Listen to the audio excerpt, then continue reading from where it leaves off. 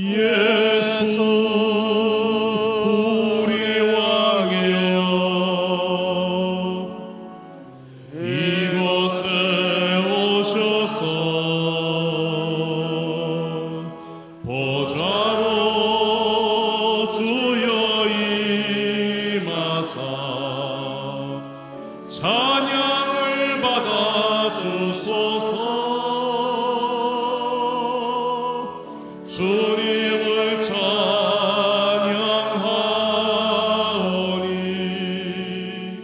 주님을 경배하오니 왕이신 예수여 오셔서 좌정하사 다스리소서.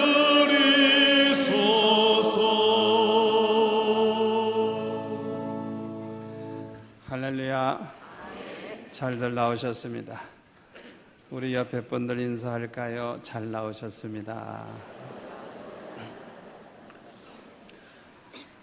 이 세상에서 사는 동안에 무엇을 하면 가장 귀한 일일까?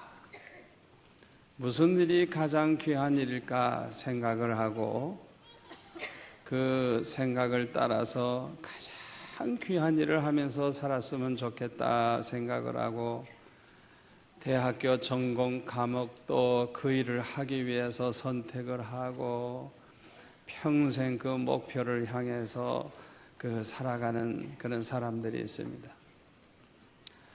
어떤 학생은 저 선교지에 빈민굴에 가면 아이들이 온몸에 헌대가 나 있고 병이 많아서 그 아이들을 위해서 병을 고쳐주면서 평생 살다가 가면 좋겠다 생각을 하고 힘들지만은 의대에 들어가서 의학 공부를 해서 의사가 돼가지고 선교사로 나가서 그렇게 평생 사는 사람도 있습니다. 이 세상에는 이런 사람들이 많아야 세상이 밝은 세상이 되고 살기 좋은 세상이 될 줄로 믿습니다.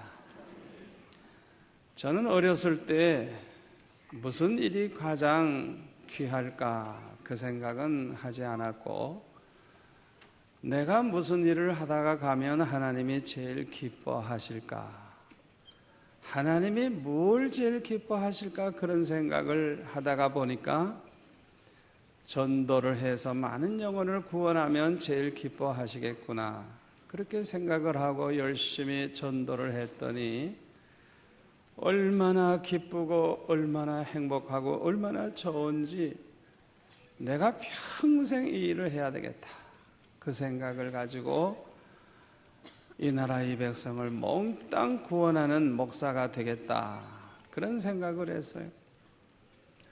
비록 어렸을 때지만은 성령의 은혜를 아주 제대로 받은 것 같아요 제가. 그래서 그런 생각을 따라서 평생 계획을 세워놓고 지금까지 살아오고 있습니다. 여러분들은 이 세상에서 가장 귀한 일이 뭐라고 생각을 합니까? 죽어가는 사람 내버려 두면은 금방 죽을 그 사람을 그 위기에서 건져서 그 목숨을 구하는 일 얼마나 귀한 일입니까? 왜냐하면 사람에게 생명보다 더 귀한 것이 없기 때문에 내버려 두면 죽을 사람을 살리는 일을 한다고 하는 것처럼 우리 인류를 향한 그 큰 공헌이 어디 있겠습니까? 그러나 그보다도 더 귀한 일이 있는데 그것은 뭐냐? 영원히 지옥에 가서 멸망당할 그 영혼을 구원해서 영생을 얻게 해주는 것. 이것이 사실은 더 귀한 일인 줄로 믿습니다. 그래서 성경에 보면 말씀을 전파하라, 때를 얻든지 못 얻든지 항상 힘쓰라 말씀을 하고 있어요. 예수님은 십자가에 못 박혀 돌아가신 지 사흘 만에 부활하신 후에 이런 말씀을 하셨어요. 온 천하에 다니며 만민에게 복음을 전파하라. 하늘과 땅의 모든 권세를 내게 주셨으니 그러므로 너희는 가서 모든 족속으로 제자를 삼아 아버지와 아들과 성령의 이름으로 세례를 주고 내가 너에게 분부한 모든 것을 가르쳐 지키게 하라. 모든 족속을 제자로 삼아라. 그들이 아버지와 아들과 성령의 이름으로 세례를 받게 하고 주님이 분부하신 그 말씀을 그들에게 가르치고 지키게 하라. 우리 동네 사람만 하는 게 아니고 우리나라 사람만 하는 게 아니고 모든 족속으로 그렇게 하라. 주님이 그렇게 말씀하셨어요. 이 말씀을 가리켜서 예수님의 지상명령이라 그래요. 사도 바울은 이 명령에 따라서 모든 걸 다 포기하고 평생 복음을 전한 일만 하다가 그는 순교를 했습니다. 이 명령은 주님의 지상명령이기 때문에 사도 바울은 이렇게 말을 했습니다. 복음을 전하지 아니하면 내게 화가 있을 것임이라. 그렇게 말을 했어요. 또 복음을 전하는 것은 부득불해야 할 일이기 때문에 복음을 전할지라도 자랑할 것이 없다. 사도 바울은 그렇게 고백을 하고 있어요. 땅끝까지 복음을 전해서 많은 영혼을 구원하는 일은 가장 귀한 일입니다. 그래서 지나간 2000년 기독교 역사를 보면 많은 사람들이 이 일을 위해서 평생 생명을 바쳐서 모든 것을 다 바쳐서 헌신하며 목숨을 바친 것을 우리는 알 수가 있습니다. 미국의 명문대학을 나온 5명의 청년이 선교지로 나아가게 됐어요. 그 5명 중에 피트라고 하는 청년은 이제 결혼식을 막 올렸기 때문에 신혼여행을 떠나야 되는데 신혼여행도 포기하고 우린 선교지로 신혼여행 간다 하고 그 5명이 몽땅 선교지로 젊은 아내를 데리고 떠났어요. 예수 믿는 사람이 한 명도 없는 인디안 부락에 들어가서 이제 복음을 전하는데 그 젊은 부인은 집에다 두고 이 5명만 총과 무기를 들고 어떤 위기가 올지 모르니까 그 인디안 부락으로 돌아갔어요. 그런데 갑자기 무전 연락이 왔어요. 흥분한 인디안들이 달려오고 있다. 우리를 위해 기도해달라고 하는 무전이 왔는데 이 무전이 뚝 끊어지고 그 다음엔 연락이 안 돼요. 그래서 그 다음날 이 5명의 젊은 20대 부인과 또 그들을 이제 구조하려고 하는 위원 사람들이 이제 함께 그 다음날 현장에 가보니까 5명이 다 시체가 되어 있었어요. 무기를 전혀 사용한 흔적이 없어요. 자기네들이 선교해야 할 그 사람들이기 때문에 그들을 대항해서 싸우지 아니하고 복음을 전하다가 다 죽은 것입니다. 그래서 20대 젊은 이 선교사의 아내들이 시신을 붙잡고 통곡을 하면서 자기네들도 여기서 선교하다 죽겠다고 결심을 했어요. 그래서 이 나이 어린 젊은 5명의 여인이 40년 동안 그 인디안들과 함께 살면서 완전히 복음화를 했어요. 전체를 다 예수 믿게 했어요. 남편을 죽인 5명의 인디안 중에 4명이 선교사가 되었어요. 얼마나 감동적인 일입니까? 이런 선교사들이 2000년 동안에 얼마나 많이 나왔는지 몰라요. 서울의 갈보리 선교교회에 심호하시는 강문호 목사님은 그의 설교 가운데 이런 간증을 하고 있습니다. 그 교회에서는 그 파나이 섬에 120개의 그 교회를 세웠다고 합니다. 대단하죠? 그런데 그 중에 한 교회는 이렇게 세워졌다 그래요. 그 교회 김수연 제사님이라는 분이 그 위암 말기에 이제 처해가지고 병원에서 수술을 받고 있는데 얼마 살지 못하는 분이에요. 그런데 가만히 생각해 보니까 자기가 이제 그냥 죽으면 주님 앞에 가서 섰을 때 할 말이 없다. 아무것도 한 게 없으니까. 그래서 자기 어머니에게 그렇게 얘기했다고 합니다. 엄마, 내가 이대로 죽으면 주님 앞에 섰을 때 내가 한 게 아무것도 없어서 할 말이 없는데 300만 원만 있으면 이 파나이 섬에 예배당 하나 지을 수 있다고 하는데 이 치료비를 좀 뚝 떼가지고 예배당 하나 짓고 하나님 앞에 갔으면 좋겠다고.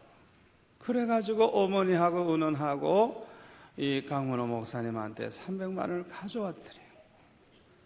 그래서 그 섬에서 교인들이 모여서 예배를 드리고 예배당을 300만 원 가지고 짓고 교회 이름을 김수연 지사님이 이제 지은 성전이니까 수연교회, 그렇게 이름을 붙였다고 하는 것입니다.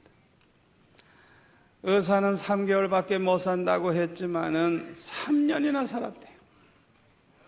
그리고 죽기 전에 유언하기를 장례비를 좀 모아가지고 예배당 하나 더 지어달라고.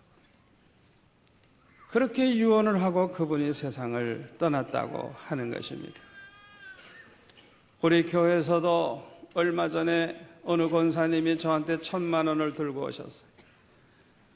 선교지에 1,000만 원만 있으면 예배당 지을 수 있다는 말을 듣고 10년 전부터 기도해 왔다는 거예요.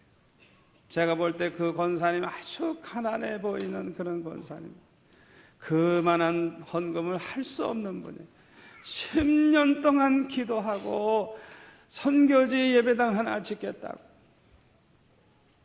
그래서 10년 만에 들고 오신 거예요.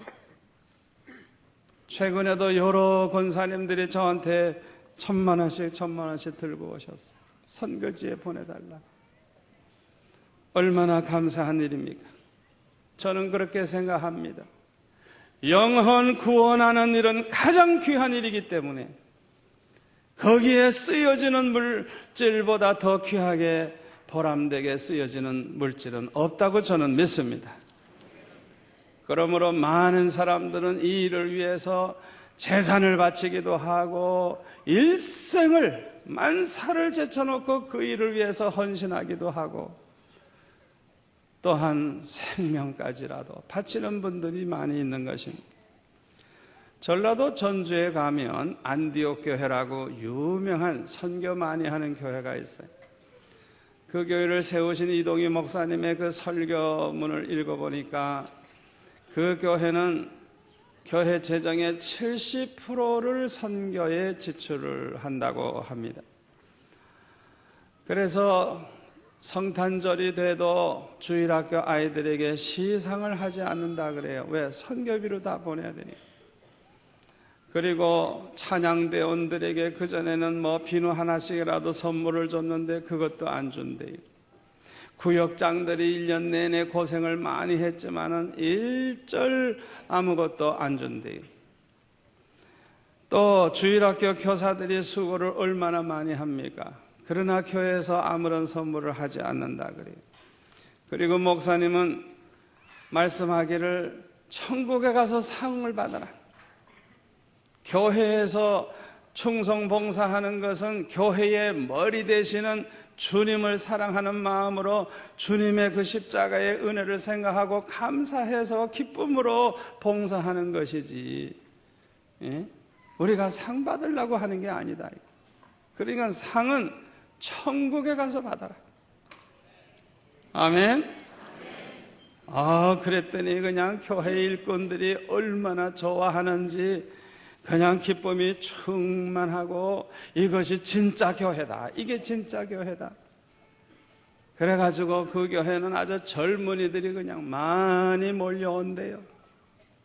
여기 진짜 교회가 있다고. 그리고 성가대 지휘자에게도 교통비도 안 준다 그래요. 그러니까 지휘자 자리가 비면 제가 하겠습니다 하는 아주 훌륭한 지휘자들이 줄을 서 있대요.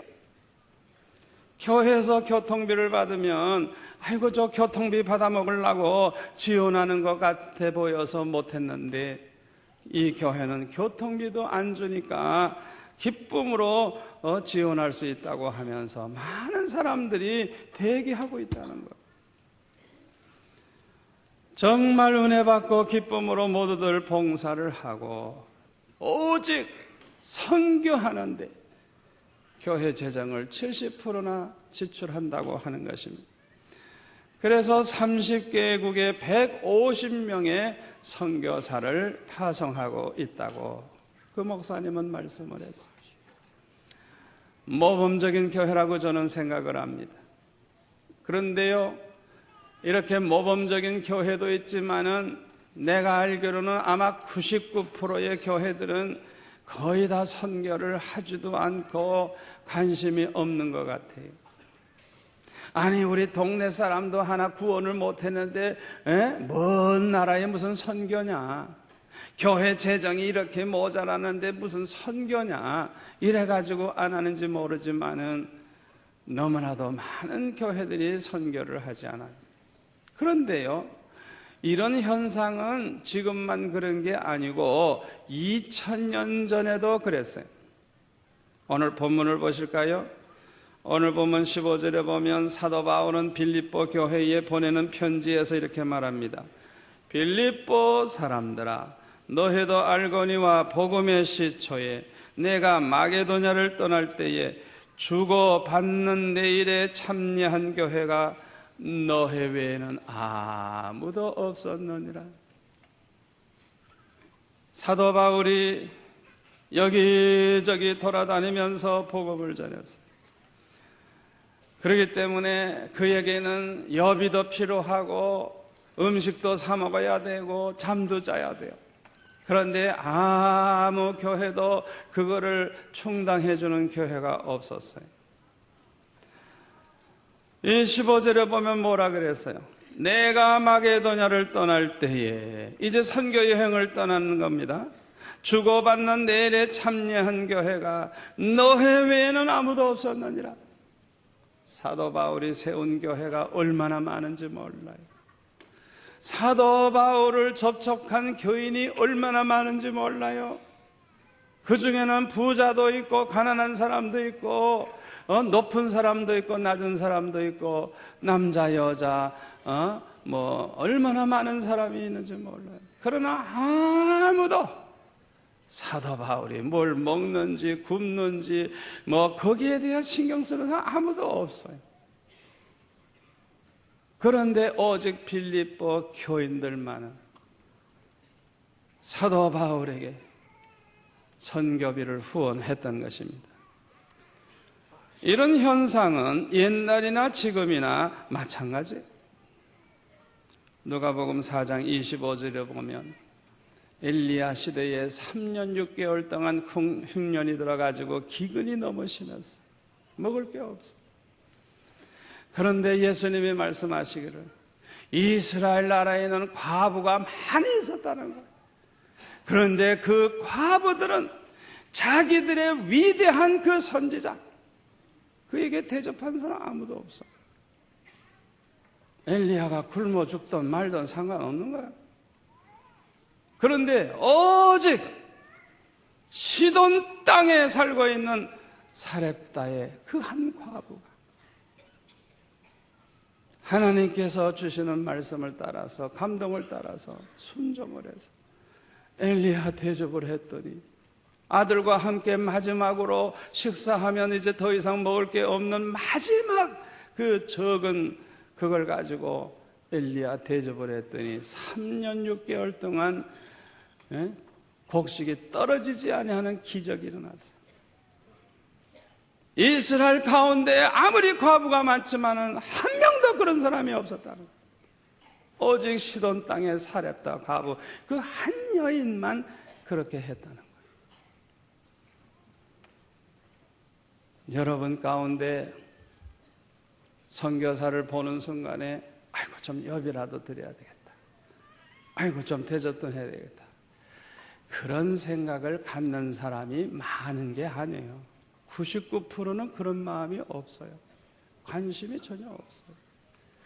혹시 여러분 마음속에 어느 순간에 감동이 오고 어느 순간에 그 생각이 온다면 어떤 때는 여러분 한 사람에게만 하나님이 지금 역사할지도 모르는 시간입니다. 그걸 여러분들이 아셔야 되는 겁니다. 아무에게나 그런 감동이 오는 게 아닌 것입니다. 하나님이 기뻐하시는 일은 성령의 감동을 받은 사람이 아니면 할 생각도 나지 않고 또 하려고 하지도 않아요. 이것은 특별히 하나님이 선택한 사람, 그 사람에게 하나님이 감동을 시켜서 이 일을 하게 하시는 것입니다.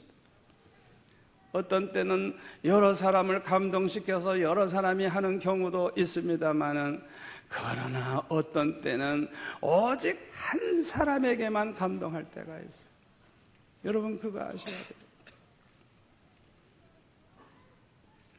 우리 집안 얘기를 해서 안 됐습니다만, 한 번은 우리 집 사람이 여보 오늘 저녁에 뭐 해드릴까요? 그래서 저녁 별로 먹고 싶지 않아가지고 오늘 저녁에 죽이나 조금 써주세요. 그랬더니 예, 오늘 저녁에는 죽 써드릴게요.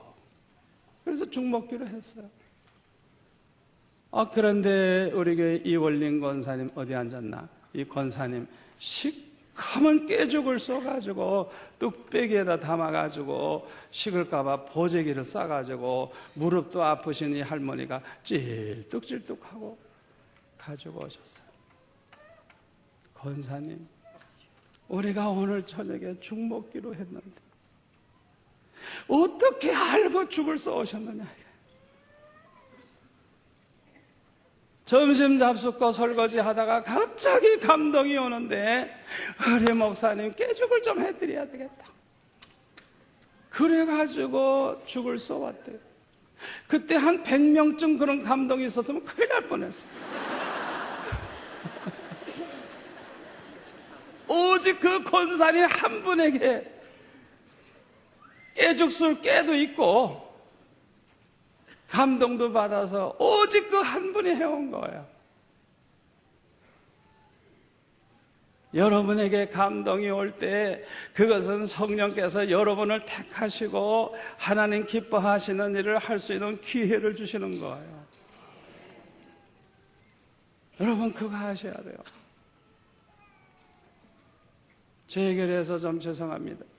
세계적인 유명한 어떤 선교단체 세계적 총재, 전 세계 총재되는 그 영국 사람 아주 신사가 우리에게 한번 왔어요. 그분에게 대접도 좀 하고 주무시기도 했지만은 마침 저에게 그때 한 500불 있었어요. 그래서 돈이 있으니까, 없으면 못 드리지만 있으니까 이분도 총재지만, 세계적인 국제 총재지만은 그래도 선교사 아닙니까? 그래서 봉투에 넣어가지고 500불을 드렸어요. 그런데 이 영국 신사가 그걸 받자마자 울더라고요. 그 자리에서 울더라고요.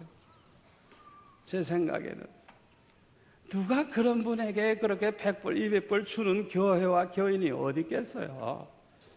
그런 분 같으면 얼마든지 뭐 후원도 많이 받고 잘 살리라 생각을 하겠죠.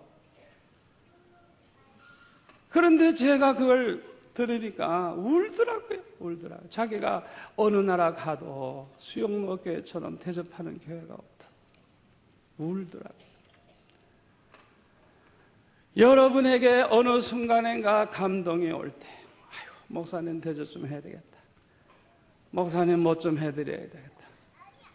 그런 사람이 교인이 몇만 명 되니까 너무 많아가지고 목사님이 어떻게 할꼬 천만에요.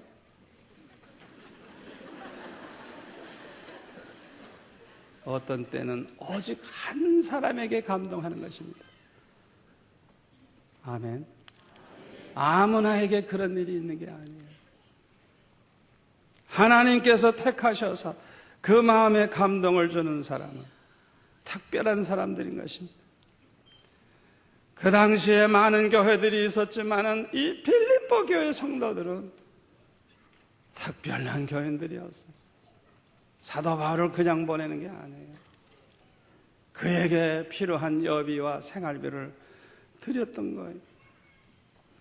그러므로 이 빌립보 교회는 역사적으로 가장 위대한 선교사 사도 바울의 그 생애에 선교비를 지원한 교회로서 역사에 남는 교회가 됐으니 얼마나 영광입니까?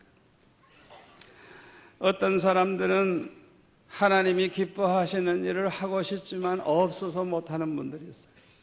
그러나 어떤 분들은 돈도 많고 집안에 먹을 것도 많아서 썩어서 버릴지언정 마음에 전혀 생각도 없고 감동도 없기 때문에 어떤 사람은 귀찮게 생각하기 때문에 안 해요.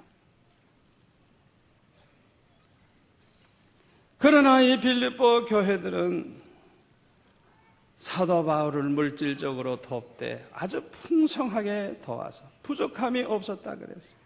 16절에 볼까요? 데살로니가에 있을 때에도 너희가 한 번, 두 번 나에 쓸 것을 보내었도다. 사도 바울을 이렇게 후원해 보니까 특별히 기쁨이 넘치고 특별히 하나님께서 주신 축복이 있었을 거예요. 그러니까 이 교회는 재미가 있는 거예요.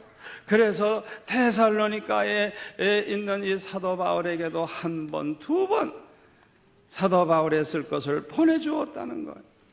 사도 바울이 너무너무 고마워서 다른 교회는 그렇게 하는 교회가 없는데 빌립보 교회가 특별히 이렇게 사랑을 베풀기 때문에 그는 감사하는 마음으로 이 편지를 쓰고 있는 것입니다. 17절에 보시면 내가 선물을 구함이 아니요 또 뭐 얻어먹고 싶어서 하는 얘기가 아니라는 거예요.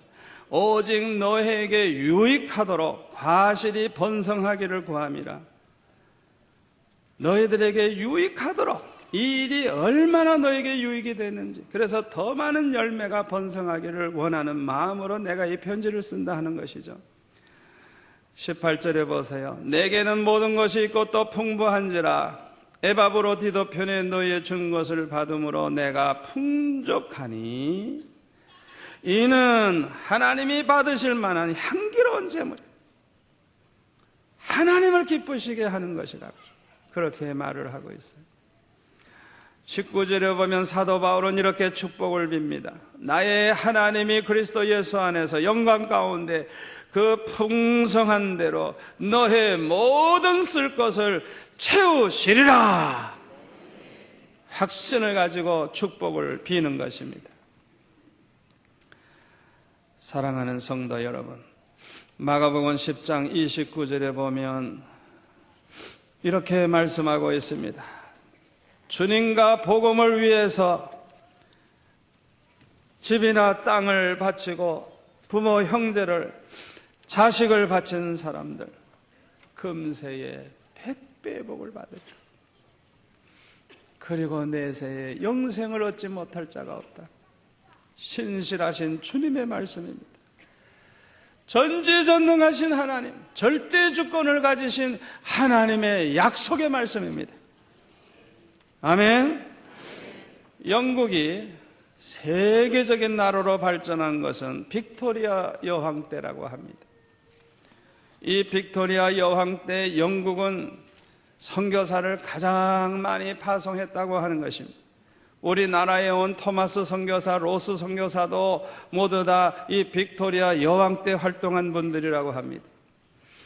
영국의 요한 웨슬레와 같은 사람은 세계는 곧 나의 교구다 하는 그런 표를 걸어놓고 큰 꿈을 가지고 세계 선교에 힘을 쏟았어요.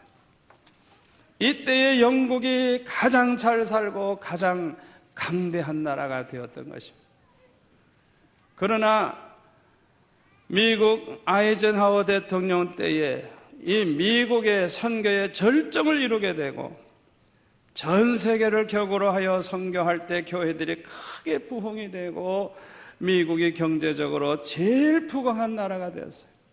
그리고 건강하고 안정된 나라가 되었다고 하는 것입니다. 마태복음 6장 33절에 보면은 주님이 말씀하시기를 너희는 먼저 그의 나라와 그의 의를 구하라. 우리에게 있어야 할 것을 다 하시는 하나님이 이 모든 것을 너에게 더하시리라 주님이 약속하셨어요. 이 말씀 그대로 하나님의 영광을 위해 하나님 기뻐하시는 일을 힘쓸 때 가장 축복을 받는 줄 믿습니다. 우리 한국교회는 2002년 현재 162개국에 1만여 명의 선교사를 파송하고 있어서 미국 다음으로 두 번째로 선교사를 많이 보내는 나라가 되었습니다. 97년도 IMF 때에도 17.7%나 선교사가 늘어나고 매년 1000명 이상의 선교사가 늘어나고 있습니다. 선교단체도 79년도에 21개였었는데 2000년 후반에는 136개로 늘어나고 선교훈련기관이 11개, 연구기관이 4개, 선교회 연합기구가 6개, 협력단체가 17개나 된다고 합니다. 우리 교회는 작년에 800명 조금 모자라는 많은 선교사들을 파송하고 후원하고 도왔습니다. 금년의 목표는 1,500명이 목표입니다. 참으로 감사한 것은요, 아프가니스탄과 이라크가 전쟁에 패해가지고 이렇게 어려움 당할 때 전 세계에서 많은 선교사들이 들어가서 한쪽에는 복음, 한쪽에는 사랑의 빵을 들고 선교를 하고 있어요. 그런데 그 나라 사람들이 미국 사람을 비롯한 이 선진국 백인들, 얼굴이 허연 사람들에 대해서는 거부감을 가지고 반감을 갖고 있대요. 그러나 우리 한국 선교사들은 환영을 한다는 거예요. 그리고 그 전후복구 사업을 돕고 있는 세계의 NGO들도 테러의 대상이 돼서 벌벌벌 떨고 활동을 못하지만은 우리 한국에서 파송된 NGO들은 뭐 마음대로 활동을 한다 그래요. 하나님께서 이 마지막 때에 우리 한국 민족을 크게 들어 쓰실 줄로 믿습니다. 전 세계의 선교단체들은 우리 한국 선교사들을 좀 보내달라고. 왜? 백인들은 다 철수해야 할 판이에요. 그러니까 한국 교회에서 나온 그 선교사들을 좀 보내달라고. 그렇게 요청이 쇄도하고 있어요. 마치 사도 바울의 꿈속에 마게도냐 사람이 나타나서 마게도냐로 건너와서 우리를 도우라고 한 것처럼 전 세계는 한국의 선교사들을 부르고 있는 것입니다. 사랑하는 성도 여러분, 저는 우리 교회 성도 여러분 모두가 다 어린 애들까지도 모두 다 선교하는 일에 동참하기를 소원합니다. 적어도 사랑방마다 한 명씩 선교사를 담당할 수 있기를 바랍니다. 또 가능하면 한 가정에서 선교사 한 명을 정해놓고 지원할 수 있기를 바랍니다. 하나님이 더 축복하시면 혼자서도 한 명 혹은 10명, 100명이라도 파송하는 그런 가정이 많이 나오기를 축원합니다. 액수는 상관이 없어요. 꼭 많이 하는 게 아니에요. 적게라도 한 명도 빠짐없이 우리 교인들은 다 동참을 해서 우리의 목표는 5,000명인데 5,000명 선교사 파송하는 날이 속히 오기를 소원합니다. 기도하겠습니다. 아버지 하나님 감사합니다. 우리 교회의 아름다운 꿈과 비전을 하나님이 기뻐하실 줄로 믿습니다. 우리에게 이런 소원을 주신 이가 하나님이신 줄로 믿습니다. 하나님의 방법으로 하나님의 마음에 합한 사람들에게 축복해 주심으로 이 일이 이루어질 줄로 믿습니다. 우리 성도들 모두가 다 동참하게 하여 주셔서 하나님 가장 기뻐하시는 선교 대열에 동참하는 이 축복과 영광을 누리게 하여 주옵소서. 예수님의 이름으로 기도하옵나이다. 아멘.